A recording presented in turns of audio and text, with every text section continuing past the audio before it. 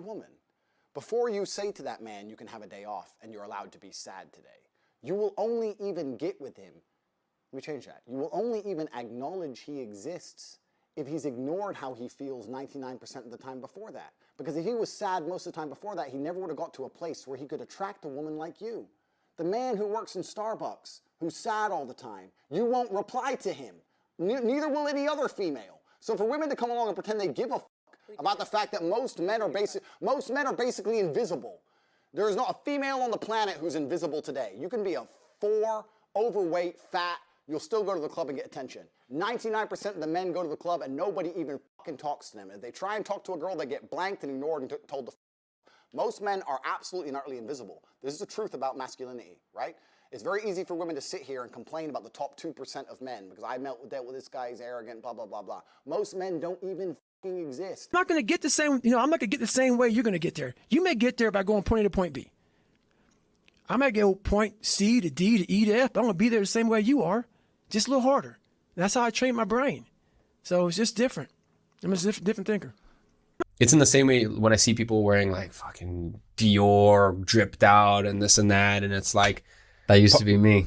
Yeah, bro. And part of me looks at it and I'm like, man, what are you doing? Like, blah, blah. But then I think about it, I'm like, dude, at some point I was that guy. And, you know, I guess also growing up in London and growing up around like wealthy friends, you just don't really do that. You know, like here in London, it's very like more tame, calm, especially in wealthy circles. Like you don't really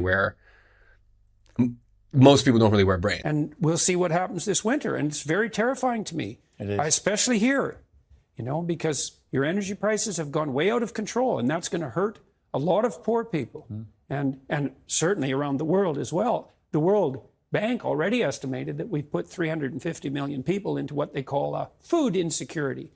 350 million. That's 3 times as many as the communists managed to kill. Maybe we can manage that in a winter. But the planet has too many people on it anyway, so, you know, that's just poor people. Clickbait. Yeah, clickbait. Clickbait. But that's the problem. There's so much clickbait out there because it's such an effective way to get people to pay attention to things. Because as you said, people focus on failure and negative and anger. That's what we want to see. Controversy. That's what we want to see. People want to see the anger. Yeah. And you know, why do you think that is? Because it's just the times. That's what's cool now. Is that what it is? What's cool is being negative. When a lot of people fall into drug addictions, relapsing, when they relapse, they're not physically addicted when they're relapsed. Obviously, they're clean. And then they decide to go back in. It's because there's comfort in those old patterns. Because this new way of life is just, they get anxiety. They feel like it's a lot of pressure to stay clean. Oh, so explain it. I hate that. I always hated that. Oh, wait, I never wanted to do drugs, but then I do them again. I never wanted. I hate it. No. Yeah. Yeah. No, come on. You understand what I'm saying? No, I don't want.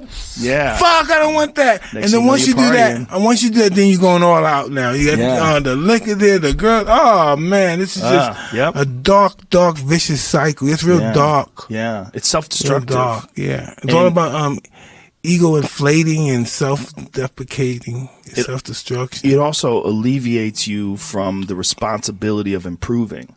What's your purpose in all of this? Like, why are you doing what you do? I want to seek truth through funny. I always found that my favorite comedians, there was a level of truth to it. My favorite comedians are not just like being funny, being a clown, making dick jokes. Yeah. They're the reason that the stuff that I laugh at the most is stuff that's true. Like, it's funny because it's true. So my favorites are like Louis C.K., Dave Chappelle, Patrice O'Neill. Those people, or Bill Burr. The funniest bits and like the bits that I think about the most are just reveal a truth about the world. And in a way, the joke connects it and it can kind of debunk a whole topic with one joke. I've always loved that the most. Or like George Carlin's social commentary through comedy. Yeah. So that's what I want to do. I want to entertain people, but I want to follow truth to get there. What is your general strategy for retaining girls in general? Like keeping girls around and like, you know, keeping them from like, you know, I guess just like moving on to a different part of their life or whatever.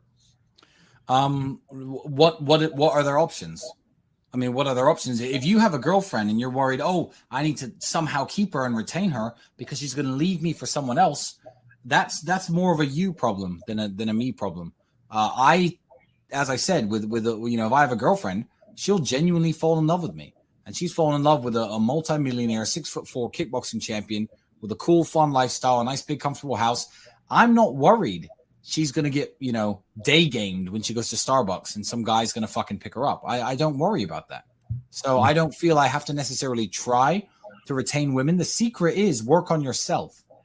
Don't try and manipulate a woman into staying with you, and don't try to control a woman too much.